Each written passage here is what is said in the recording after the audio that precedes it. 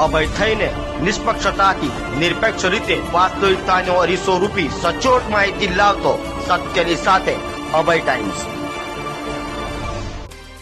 DGVCL દ્વારા લેવાયેલી પરીક્ષા આપ્યા બાદ પણ ઉમેદવારોને નોકરી નહીં આપતા વાંસદા વિધાનસભાના કોંગ્રેસના ધારાસભ્ય અનંત પટેલની આગેવાનીમાં સુરત શહેર જિલ્લા કોંગ્રેસ સમિતિ દ્વારા કાપોદ્રા ખાતે આવેલ ડીજીવીસીએલની મુખ્ય કચેરીએ જે હલ્લાબોલ કાર્યક્રમ યોજ્યો હતો, જેને લઈ પોલીસે કોંગ્રેસીઓની અટકાયત પણ કરી હતી। ગુજરાતમાં સ્પર્ધાત્મક પરીક્ષાઓ અને સાથે વિવિધ ક્લાર્ક, ડીજીવીસીએલ, પોલીસ, એલઆર સહિતની પરીક્ષાઓમાં અગાઉ અનેક વખત ગોબાચારી થઈ ચૂકી છે, જેને લઈ પરીક્ષાઓ રદ થઈ છે।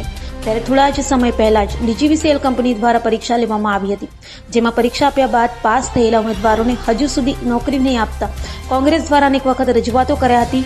ત્યારે શુક્રવારના રોજ કોંગ્રેસના વાંસદા વિધાનસભાના ધારાસભ્ય અનંત પટેલની આગેવાનીમાં સુરત શહેર જિલ્લા કોંગ્રેસ સમિતિના પ્રમુખ વિપુલ ઉદનાવાલા સહિતનાઓએ કાપોદ્રા નાના વરાછા ખાતે આવેલ ડીજીવીસીએલ કોર્પોરેશનની ઓફિસ ઉર્જા સદન ખાતે પહોંચી હલ્લાબોલ કર્યો હતો, જેને લઈ પોલીસે ત્યાં દોડી જઈ વિરોધ કરી રહેલા કોંગ્રેસીઓની અટકાયત કરી હતી। જાન્યુઆરી મહિનામાં વિદ્યુત સહાયકની ભરતી માટેની એક્ઝામ લેવામાં આવી હતી અને એ એક્ઝામ લીધા બાદ એમનું મેરિટ લિસ્ટ પણ બહાર પાડવામાં આવ્યું હતું, પરંતુ હજી સુધી કોઈ પણ જાતની નિમણૂક પત્ર આપવામાં ન આવ્યા હતા, જેના કારણે અમે આગળ પણ ચીખલી ખાતે એક સભા કરી હતી, જોબ માંગ્યો હતો। માત્ર 35 જણને નિમણૂક પત્ર આપ્યા હતા। દક્ષિણ ગુજરાતની જે ઓફિસ છે સુરત છે, એમાં આજે હલ્લાબોલ કરીને અહીંના અધિકારીઓ પાસે જવાબ માંગવા આવ્યા છે કે હજુ સુધી હજારો વિદ્યાર્થીઓને નિમણૂક પત્ર કેમ આપવામાં આવ્યા નથી।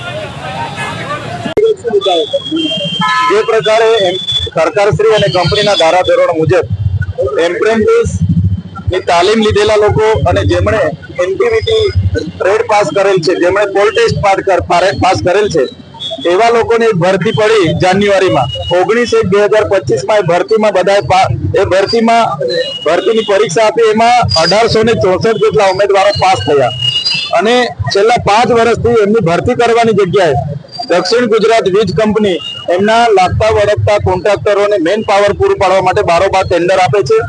આ એવા લોકો છે જે પૈસા લઈને બિન અનુભવી લોકોની ભરતી કરી રહ્યા છે, ત્યારે જે 1864 લોકો આમાં નિમણૂક થયેલી છે એવા લોકોને તાત્કાલિક ધોરણે ઉતરી થયેલા લોકોને નિમણૂક આપવામાં આવે અમારી માંગણી છે। સાથે સાથે જે સ્માર્ટ મીટરની યોજના દક્ષિણ ગુજરાત વીજ કંપની લાવી છે, એનો પણ અમે સખત શબ્દોમાં વિરોધ કરીએ છીએ। વીજ કંપની દ્વારા જે વિજિલન્સને ગામડે ગામડે રેડ પાડવા મોકલવામાં આવે છે, ખેડૂતો પર રેડ પાડે છે, પાછા ઘરોમાં રેડ પાડે છે અને લાખો રૂપિયાના જે દંડ આપવામાં આવે છે, એનો પણ અમે વિરોધ કરીએ છીએ। આજે તો માત્ર ઉમેદવારો સાથે અમે આવ્યા છે। જો દિન 10માં નિર્ણય નહીં લેવાય, 1864 લોકોને નિમણૂક નહીં આપવામાં આવે તો આવનારા દિવસોમાં દિન 15 પછી હજારોની સંખ્યામાં અમે અહીંયા ભેગા થઈશું। 6 જિલ્લાના લોકોનો પ્રશ્ન છે, એટલે પૂરી તાકાતથી અમે લડીશું। અમારી આ સામાજિક લડત છે, સાથે જ્યાં પણ અન્ય થાય છે અમે સાથે રહીએ છીએ। આજે પણ ઉમેદવારોને ન્યાય માટે અમે સાથે